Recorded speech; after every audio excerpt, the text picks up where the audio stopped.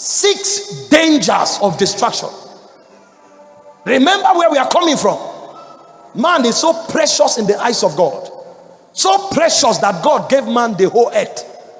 But although God has given man earth, man does not have the capacity to govern the earth because the soul is sick. And one of the sickness of the soul is distraction. Now let me show you the power of distraction. What distraction can do to you regardless of who you are in God. You can have the life of God. You can have the authority of Jesus. You can have the presence of God. If you are distracted, you will go nowhere. Every gift and talent is useless in the face of distraction.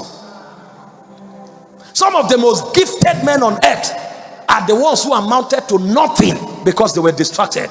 It's a dangerous thing to allow your soul to be infested with distraction. Look at the dangers of distraction. Number 1, distraction will cause you to lose your destiny. Many have lost their God-given destinies because of distraction. Judges 16 verse 20. One of the greatest men that walked on this earth is called Samson. He was distracted on the lap of a harlot, and his hair was cut off, his strength was depleted, and his eyes were plucked out, and ultimately he lost his destiny. If you allow distraction into your life, you are on a journey of losing out completely on your destiny. If you study Genesis chapter 19 verse 26, you see another person who should have had a great destiny who lost it. The wife of Lot. The instruction was, leave the city and don't look back. Whatever it was that couldn't allow her focus on her journey and made her turn back was the reason she became a pillar of salt. The problem was not Sodom. The problem was violation of instruction. Because the same Sodom that the wife of Lot should not look at, Abraham was looking at it. But Abraham did not receive a command not to look at Sodom. Lot and his family were the ones commanded not to look at Sodom. So the problem was not looking at Sodom. The problem is, what was your instruction? The instruction is, don't look back to the city. Perhaps she had jewelries that she forgot. Perhaps as she was following the will of God, she remembered the pleasures of Sodom, and she told herself, does it mean I will no longer enjoy this pleasure? And one more time became too expensive for her destiny. She only turned once, and she never had the opportunity to recover. See, there are many turns that most of us have made in life that has robbed us of 20 years of our lives. If we are honest, we can tell ourselves, it was in 1994 that I turned back. And since that time, it was never the same again. There are many great men. What was their problem? They went to look upon a harlot, and somebody saw them. And that one day of distraction robbed a great destiny that should have shook the whole world. It is a dangerous thing to allow distraction into your life. If you allow it, it will rob you of your destiny. Number 2, distraction will make you lose your gifts and your inheritances. 1 Kings 20 verse 39 to 40. The prophet told the parable. He went to the king and told him, my lord, as I was in battle, a man walked up to me and gave me a servant to keep. He said, but as I was busy here and there, I lost him. And the king told him, you have judged yourself. Your life will be taken in exchange of that which you have lost. There are people today that few years ago, they were prophetic. If they looked at you and told you, tomorrow a door will open, whether you believe it or not, the door will open. If they looked at you and said, don't go here, and you will prosper. If you go, even if they carried your name to a shrine, you will still prosper. But 5 years later, they have lost it.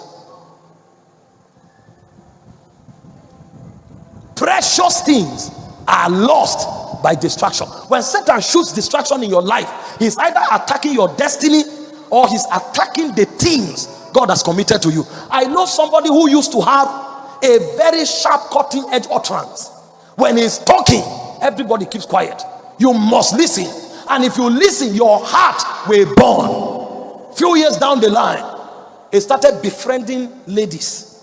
When you talk, he said, what do you mean? We are brothers and sisters. Brothers and sisters. 4 sisters are cooking every day for you. Brothers and sisters hugging, and you know this is lost at work. But we are brothers and sisters. Give yourself a holy kiss. He gave himself holy kiss until he cast himself out of holiness. And today, nobody listens. Have you not gone on the internet before? You see somebody who has 4 million followers, and he puts a message online, you see 30 views. Once upon a time, the nations listened to him, but he has lost what was inside him that made the nation to listen. So the page still has 4 million followers who don't care what he's saying. And so he has lost the power to address the nations. Because distraction can rob you of what God has given you. Not because God will take it back, but because your soul cannot ascend to the realm where you operate that gift anymore. Because everything of the spirit is at a height. It's when your soul ascends that you touch it. But when you become distracted, it becomes difficult to climb up and function from Zion. Number 3, danger of distraction is that distraction opens the door to sin. 2 Samuel chapter 11 verse 1 to 2. The Bible said, in the days that king went to war, David sat at his balcony wandering around, and he looked upon a naked woman. That was when the crisis and calamity of his family began from. If he had gone to war, if he was not on the balcony looking around, he wouldn't have ended up in immorality. You look at yourself every evening, you say, hey, let's go and sit on that street. That same street where there is a beer parlor. That same street where harlots are moving on the streets. That same street where they are playing every worldly song. That's where you want to take fresh air. A point will come, you will say, let's look at what is even happening inside there. And then you will go to look at, they will carry you out in the coffin. No sin begins as sin. Every sin started on a slippery slope that men foolishly stood on, and they realized they couldn't stand, and they were drawn into it.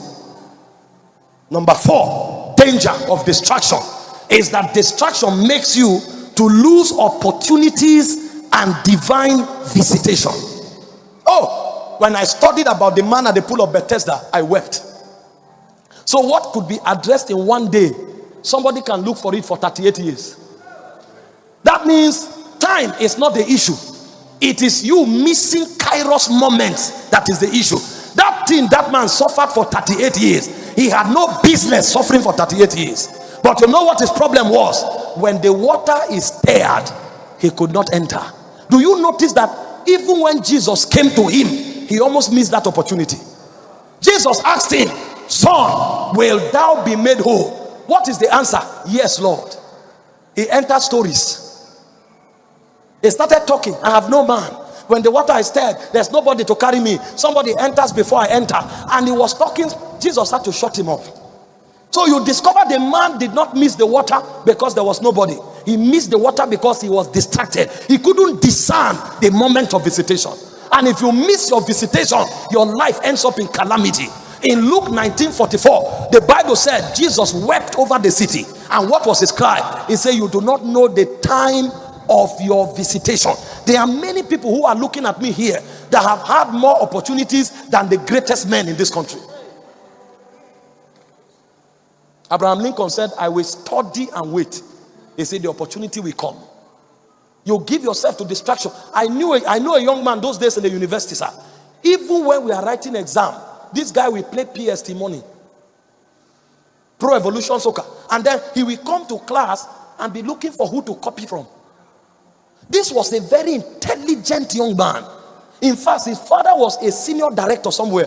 He would have given him a job with ease. But the guy wasted his opportune moments on top of video game. And then you ask many naive young people, they say, is it a sin? No, it's not a sin.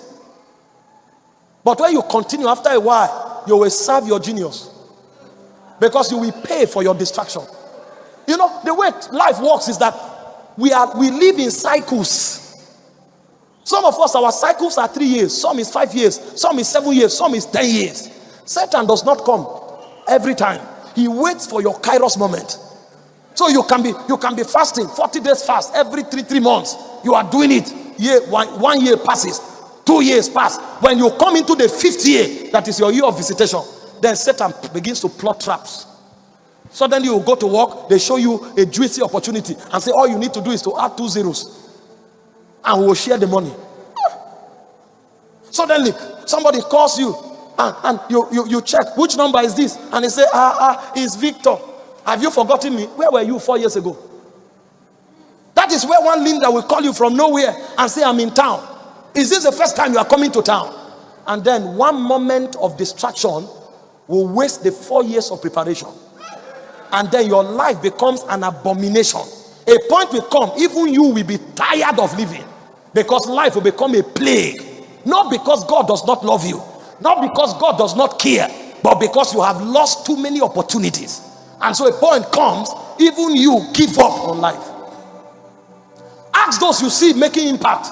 They will tell you they were not the best. If they are honest, they will always tell you a friend that was more gifted. They will always tell you a friend that was more anointed. They will always tell you a colleague that was more intelligent. But why did they come? They remain focused.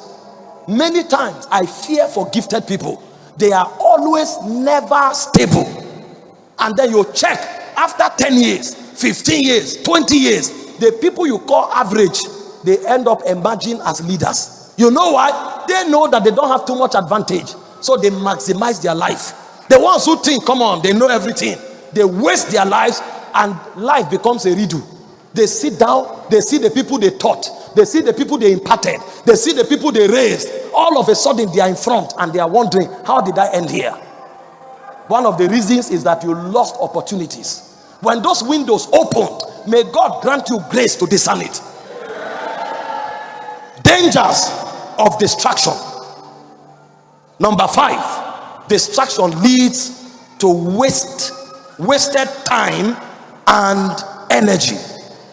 People who are distracted, they waste their time and their energy, and when you ask them, they cannot account for it. Don't go too far. Ask yourself, what did you do with today? This same today that we are talking about, somebody heard God clearly today, somewhere, and received a direction for destiny. This same today that we are talking about, somebody made $1 billion. This same today that we are talking about, somebody completed a project. This same today that we are talking about, somebody traveled to a place and opened a door for somebody. If you were to give an account of today, what will you use to justify today? Because when you hear messages like this, it's quick to start looking around people that you think are failures.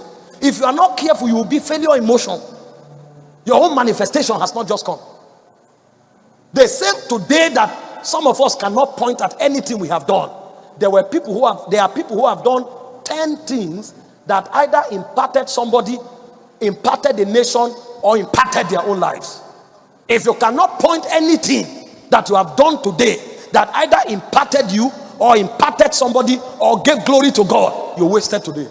What that means is that in your age, today is 0. You know what God taught me many years ago? He told me, people wake up and say, I'm 40. Some people that are saying they are 40 years, they are actually 9 years old. And the Lord told me, he said, for instance, if you sleep from 8 p.m. and wake up by 8 a.m., you have slept for 12 hours. It means you didn't have 24 hours. Now, out of the 12 hours that remain, there are some people who watch movie for 4 hours. And then they go to visit their friends for 2 hours. Another 6 hours have wasted. They have wasted 18 hours. The remaining 6 hours, they ate food. They took a nap. So in 24 hours, maybe they utilized 1 hour. And so somebody who is using 1 hour in 24 hours, he is 40 years old. You ask him, he say, I'm 40. You are not 40, sir. You are using 1 hour in 24 hours. You know what that means? It's in every 24 days that you have 1 day. So when you are 24 years old, you are actually 1 year old. When you are 48 years old, you are 2 years old. That's why when you look at them, they can't do anything. At 40, they don't have direction. At 40, they need their father to send them money. At 40, they are complaining the country is too hard. Because they are not 40, sir. They are 12 years old. They wasted energy. They wasted time. Meanwhile, this is me being kind. Because if you are to compare, if you are to count the first 6 years of their life, what did they do? They almost spend the whole 6 months of your life sleeping and eating. The first 3 years of your life, if you are intelligent, you are learning words. So acute learning actually begins from 5 years old. So even the first 5 years of their life is not counted. So don't count people by their age. Count them by their impact. Because the proof of how old they are is in their impact. That's how much investment they've had with their time and their energy. Am I being too hard? Okay, let me encourage you. I want to prophesy. It's like this message, you don't like it.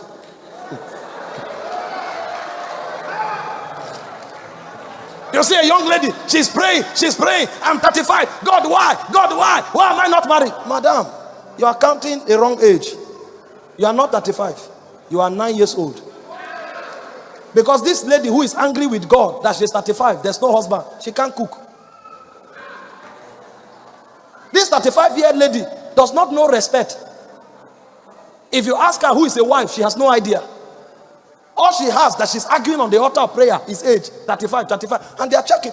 Madam, you are thinking like 9. So if God gives you a husband now, the husband will have to train you for another 10 years. So the first 10 years of the family, the man is carrying load on his head. Because he's raising a 9-year-old in a big body. And there are some men who are 40. All they have is a big chest from a gym. They cannot make any positive contribution to destiny. They are not responsible. They cannot even provide 1 meal a day. No value to show. And then when you meet them, they say, this country is not easy. Imagine, I'm 40 years old. See my life. Who told you you are 40? You are 8 years old, sir. Hey,